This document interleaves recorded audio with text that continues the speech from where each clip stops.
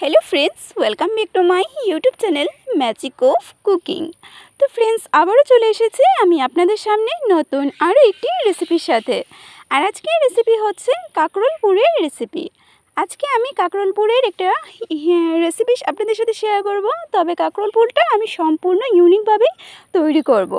তো কাঁকরোল পুর কিন্তু আমরা সবাই খেতে খুবই পছন্দ করি। আর কাঁকরোল পুরটা আমরা শুধু পুর হিসাবেও আমরা পরিবেশন করতে পারি, বা এটাকে আমরা তরকারির মতো রান্না করেও আমরা এটাকে পরিবেশন করি। তো আমার চ্যানেলে কিন্তু কাঁকরোল পুরের অন্য অনেক রেসিপি আপলোড করা আছে, আপনারা চাইলে সেগুলো দেখে নিতে পারেন। কাঁকরোল পুরের নিরামিষ আমিষ দুটোই আমরা করে থাকি। তো আজকে আমি নিরামিষ কাঁকরোল পুরের রেসিপি করব। আর নিরামিষ কাঁকরোল পুরের অন্য রেসিপিও আমার চ্যানেলে আপলোড করা আছে, চাইলে আপনারা দেখে নিতে পারেন। তো কাঁকরোল পুরটা করার জন্য দেখুন এখানে আমি নিয়ে নিয়েছি 4টা কাঁকরোল। আজকে 4টা কাঁকরোলের পুর করব।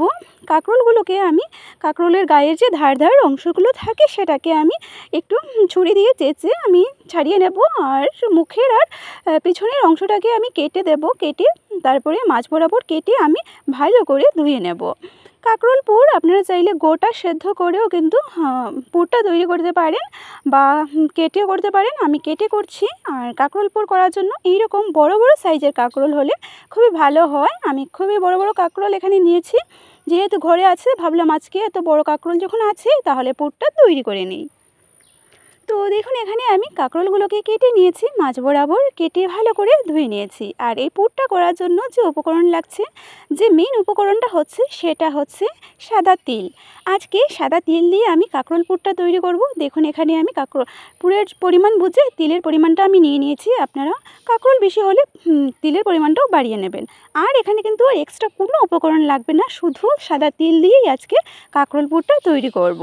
আর সাথে কাঁচা লঙ্কা লাগছে ঝালের জন্য, সেটা আমি নিয়ে নিয়েছি। তো তিলটাকে আমাদেরকে ভিজিয়ে নিতে হবে, আমি সাদা তিলটাকে ভিজিয়ে নিচ্ছি। আপনারাও একবার অবশ্যই ট্রাই করে দেখবেন সাদা তিল দিয়ে কাঁকরোল পুরটা বানিয়ে, সববার ভালো লাগবে আর বারবার আপনারা সেটা বানিয়ে খেতে চাইবেন। তো দেখুন আমি এখানে কাঁচা লঙ্কাটা ঝাল বুঝে নিয়ে নিয়েছি, আর তিলটাকে আমি ভিজিয়ে নেব। তো ব্যাস, আর এখানে অন্য কোনো উপকরণ লাগছে না। মশলা যা যা আমাদের লাগে রান্না করতে সেগুলোই দেবো, এক্সট্রা আর কোনো উপকরণ এখানে নেব না। জাস্ট এই উপকরণ দিয়ে কিন্তু খুবই টেস্টি হয়। বন্ধুরা বিশ্বাস করবেন না, আপনারা একবার বাড়িতে এটা ট্রাই করে দেখবেন, তারপরে কিন্তু বুঝতে পারবেন যে এটা কতটা টেস্টি হয় খেতে। এখানে আমি সাথে নিয়েছি দুটো টমেটো। আমি টমেটো দুটোকে কুচি করে কেটে নেব ভালো করে ধুয়ে। আর এখানে আমি টমেটোটা কিন্তু পুরের মধ্যে দেব না, রান্না করতে ব্যবহার করব। তো এখানে দেখুন আমি টমেটোগুলোকে ছোটো ছোটো করে কেটে নিয়েছি, আর কাঁচা লঙ্কাটাকেও কুচি করে কেটে নিয়েছি। আর নিয়েছি আলু, যেহেতু আমি কাঁকরোল পুর করে তরকারি করব সেই জন্য আলু নিয়েছি। আপনারা যদি শুধু পুর করেন তাহলে তো আলুটার দরকার পড়বে না। তো সবার প্রথমে এবারে আমরা কাঁকরোলটাকে সেদ্ধ করে নেব পুর করার জন্য। একটা পাত্রে আমি জল বসিয়ে দিয়েছি, জলটা হালকা গরম হওয়ার পর দিয়ে দিলাম নুন। এবার আমরা কাঁকরোলগুলোকে দিয়ে দেব। আমরা সবাই জানি কাঁকরোল পুর করার জন্য কাঁকরোলটাকে কিন্তু পুরোপুরি সেদ্ধ করতে হয় না, যতটা দরকার আমি ততটাই এখানে সেদ্ধ করে নিচ্ছি কাঁকরোলগুলোকে। আর আপনারা কাঁকরোলের সাইজগুলো দেখুন কতটা বড় বড় আছে। তো 4টা কাঁকরোলই আমি এখানে কেটে ভালো করে ধুয়ে দিয়ে দিলাম সেদ্ধ হতে। এবার একটা ঢাকনা দিয়ে আমি 3 থেকে 4 মিনিটের মতন সেদ্ধ করে নেব। 3 থেকে 4 মিনিটে এটা ভালোভাবে সেদ্ধ হয়ে যাবে। ব্যাস, এবারে আমরা ঢাকনা দিয়ে ঢেকে মিডিয়াম আঁচে রেখে দিচ্ছি। খুবই সিম্পল রেসিপি কিন্তু কাঁকরোল পুরের এই রেসিপিটা আমার মনে হয় কাঁকরোল পুরের যত রেসিপি আছে সব থেকে সিম্পল, সব থেকে কম উপকরণের এই রেসিপিটা, কিন্তু এটা আমার মনে হয় সবচেয়ে বেশি টেস্টি হয় খেতে। তো দেখুন এখানে কিন্তু কাঁকরোল পুরের জন্য কাঁকরোলগুলো সেদ্ধ হয়ে গেছে। এবারে আমি নামিয়ে নেব। আর যতটা দরকার ততটাই সেদ্ধ করে নিয়েছি, বেশি সেদ্ধ করলে আবার ভেতর থেকে কাঁকরোলের বীজগুলোকে বের করা যাবে না। এবার আমি নামিয়ে ঠান্ডা করতে রেখে দিয়েছি। এটা এদিকে ঠান্ডা হতে থাক। দেখুন এখানে সবগুলো আমি একটু ছড়িয়ে দিচ্ছি যাতে ভালোভাবে ঠান্ডা হয়ে যায়। আর এটা কিন্তু অনেকটাই ঠান্ডা হয়ে গেছে, আর বেশি ঠান্ডা করা যাবে না, যেহেতু এটাকে আমার তৈরি করতে হবে। এবার আমি চামচ দিয়ে ভিতরে সব আঁশগুলোকে বের করে নিচ্ছি। তো দেখুন এখানে আমি বের করে নিয়েছি বীজগুলো আর ভেতরের উপকরণটা। তারপরে আমরা এটাকে এবারে পুর তৈরি করতে হবে। সবগুলো বার করা হয়ে গেছে, আমি একটা সাইডে রেখে দিয়েছি। এবারে আমরা সবার প্রথমে এই সব কিছু একসাথে মিক্সিতে পেস্ট করে নেব। প্রথমে আমি দিয়ে দিচ্ছি কাঁকরোলের বীজগুলোকে। আমি মিক্সিতে করে নিচ্ছি, আপনারা চাইলে শিলনোড়ার মধ্যেও করে নিতে পারেন। তারপরে দিয়ে দিলাম এখানে কাঁচা লঙ্কা কুচি। ঝালটা আপনারা আপনাদের টেস্ট অনুযায়ী কিন্তু দিয়ে দেবেন। কাঁচা লঙ্কা কুচিটা দিয়ে দিলাম। এবারে আমরা এখানে সাদা তেলটা দিয়ে দেব।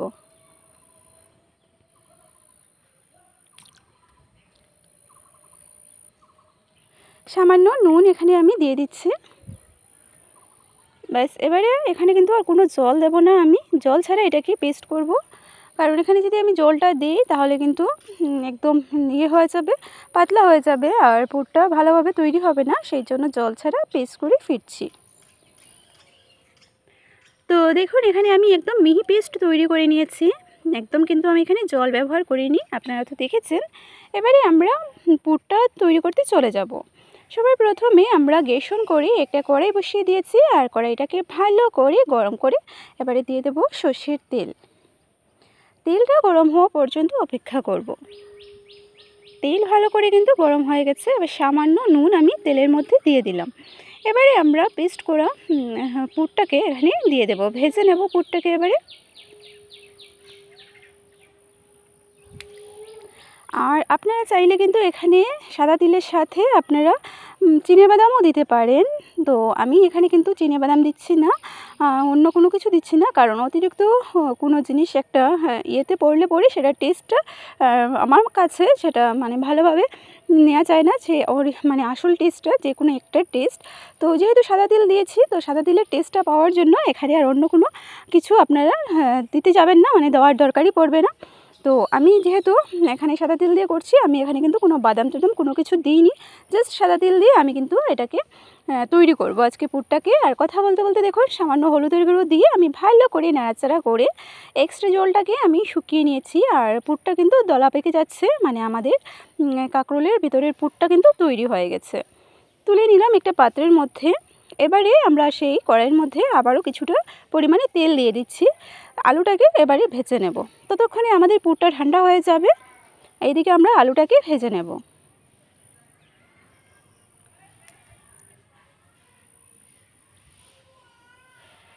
এবারে দিয়ে দেব এখানে নুন দিয়ে আলুটাকে নাড়াচাড়া করে ভাজবো, আর মাঝে মধ্যে ঢাকা চাপা দিয়ে রাখবো। এতে করে আলুটা ভাজা হওয়ার সাথে সাথে নরম হয়ে যাবে। গ্যাসের আঁচটাকে লো টু মিডিয়াম আঁচে করে আলুটাকে আমি ভেজে নিচ্ছি।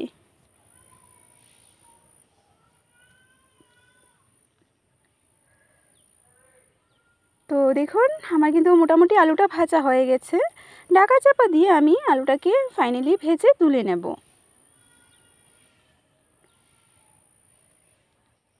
তো এবারে সামান্য হলুদের গুঁড়ো দিয়ে দিচ্ছি, আর হলুদের গুঁড়ো দিয়ে নাড়াচাড়া করে আলুটাকে ভেজে নামিয়ে নিচ্ছি। আলুটা কিন্তু ভাজা হওয়ার সাথে সাথে কিন্তু অনেকটাই নরম হয়ে গেছে।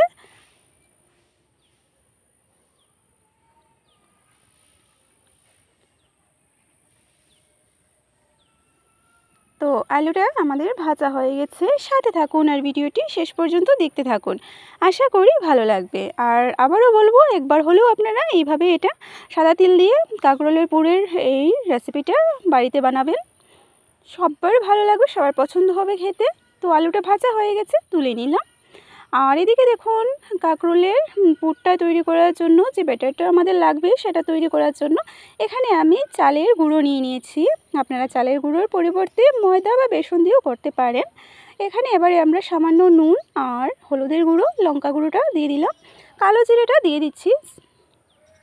ব্যাস, এবারে আমরা শুকনো উপকরণগুলোকে ভালো করে মিশিয়ে নেব। একদম সিম্পল কিন্তু, আর একদম সামান্য উপকরণ দিয়ে তৈরি করছি। শুকনো উপকরণগুলো ভালো করে মেশানো হয়ে গেছে। এবারে অল্প অল্প জল দিয়ে আমি একটা পারফেক্ট ব্যাটার তৈরি করে নেব। তো অল্প অল্প জল দিয়ে আমি ব্যাটারটাকে তৈরি করে নিচ্ছি।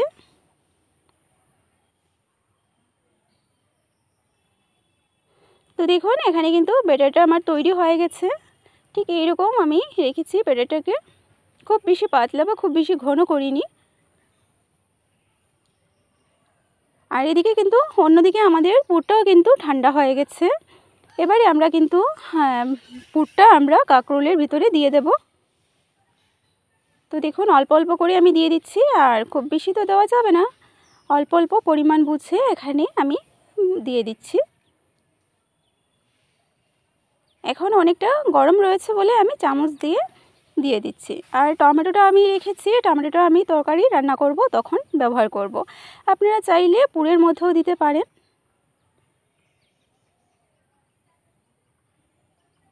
তো এইভাবে করে আমি সবগুলো কাঁকরোলের মধ্যে পুর রেডি করে নিয়েছি দেখুন। এবারে আমরা ব্যাটার লাগিয়ে লাগিয়ে আমরা পুরগুলোকে ভেজে নেব।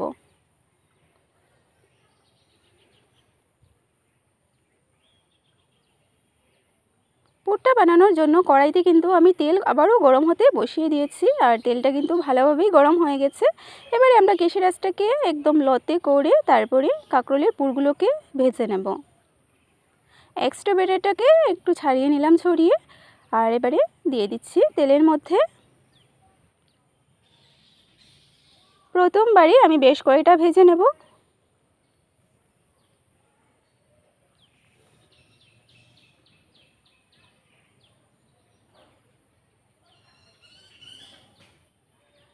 ব্যাস এবারে আমরা একদম গ্যাসটাকে কমিয়ে তারপরে ভেজে নিচ্ছি এক সাইডটা।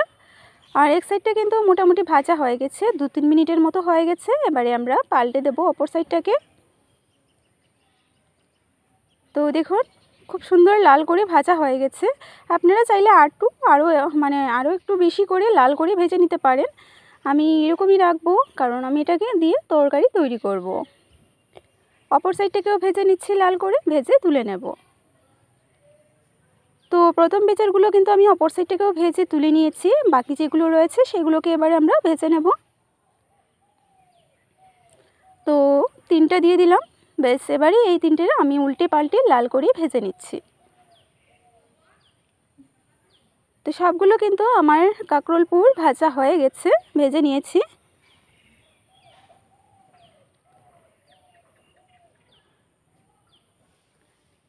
এবারে আমরা তেল ছড়িয়ে কাঁকরোল পুরগুলোকে তুলে নেব।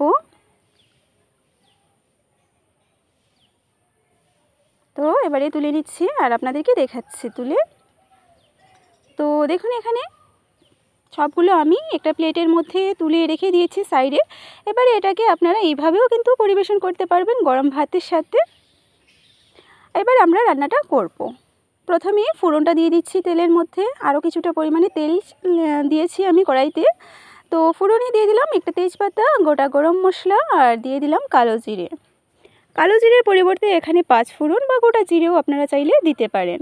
ফোড়নটাকে নাড়াচাড়া করে ভেজে নিলাম, আর ফোড়নটা যখন একটু স্মেল বের হয়ে গেছে তখন এখানে ভেজে রাখা আলুগুলোকে দিয়ে দিচ্ছি। আলু দিয়ে এখানে কেটে রাখা টমেটোটাকে দিয়ে দেব। টমেটোটা আমি ছোট ছোট করে কেটে দিয়েছি, আপনারা চাইলে কিন্তু টমেটোটাকে পেস্ট করেও দিতে পারেন। এবার টমেটোটাকে হালকা ভেজে নেব, কাঁচা ভাবটা টমেটোর থেকে যাওয়ার জন্য, কাঁচা স্মেলটা। তো নাড়াচাড়া করে আমি এবার টমেটোটাকে একটু নরম হওয়া পর্যন্ত ভেজে নিচ্ছি। 1 মিনিটের মতো নাড়াচাড়া করাতে কিন্তু টমেটোটা অনেকটাই নরম হয়ে গেছে। এবার এখানে আমরা মশলা এড করে নেব। হলুদের গুঁড়োটা দিয়ে দিলাম, লঙ্কা গুঁড়ো দিয়ে দিচ্ছি, ঝালটা আপনারা আপনাদের টেস্ট অনুযায়ী কিন্তু বাড়িয়ে কমিয়ে নেবেন। আর এখানে দিয়ে দিলাম জিরে গুঁড়ো। অল্প জল দিয়ে এবারে মশলাটাকে আমি কষিয়ে নিচ্ছি।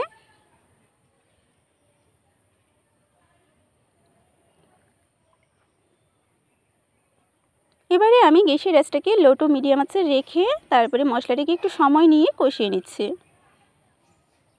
খুবই সিম্পল, আমি আগেই বলেছি পুরটা তৈরি করা, আর এই পুরটা দিয়ে তরকারিটাও রান্না করা খুবই ইজি। আমি এখানে এমন কোনো উপকরণ ইউজ করছি না, দিচ্ছি না।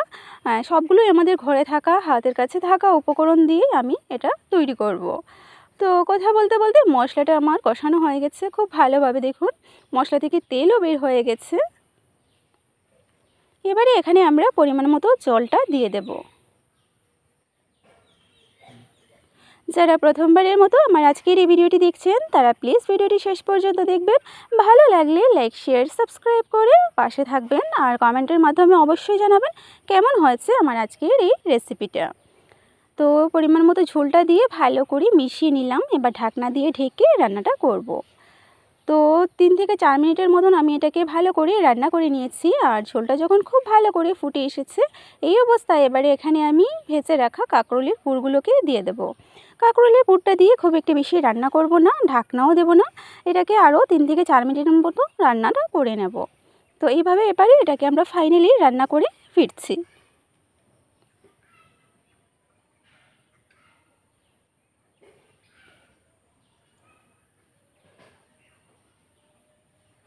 সব শেষে এটাকে আপনারা চাইলে কিন্তু এখানে সব শেষে নামানোর আগে সামান্য চিনি আর ঘি দিয়ে দিতে পারেন। তবে দুটোই যারা পছন্দ করেন না তারা না দিয়ে ওটাকে নামিয়ে নিতে পারেন। টেস্টটা কিন্তু খুবই সেই রকমই হয়, খুবই টেস্টি হয় খেতে। তো আমি সব শেষে এখানে সামান্য চিনি দিয়ে দিয়েছি, আমি কিন্তু ঘিটাও দিইনি। সামান্য চিনি দিয়ে আমি এটাকে এবারে নামিয়ে নেব। গ্যাসটাকে অফ করে দিচ্ছি। তো দেখুন বন্ধুরা, আমার তৈরি হয়ে গেল আজকের এই কাঁকরোল পুরের রেসিপিটা। সাদা তেল দিয়ে কাঁকরোল পুরের এই রেসিপিটা আপনাদের কেমন লেগেছে আমাকে কমেন্টের মাধ্যমে অবশ্যই জানাবেন। ভালো লাগলে লাইক করবেন, শেয়ার করবেন আর সাবস্ক্রাইব করে পাশের বেল আইকনটিতে ক্লিক করে পাশে থাকবেন, যাতে আমার চ্যানেলে যা যা ভিডিও আমি আপলোড করি সেটা যেন সবার আগে আপনাদের কাছে পৌঁছে যেতে পারে। সেই জন্য অবশ্যই চ্যানেলটাকে সাবস্ক্রাইব করে রাখবেন। তৈরি আমার আজকের রেসিপি। আবারও চলে আসবো আপনাদের সামনে এইরকম নতুন নতুন রেসিপির সাথে।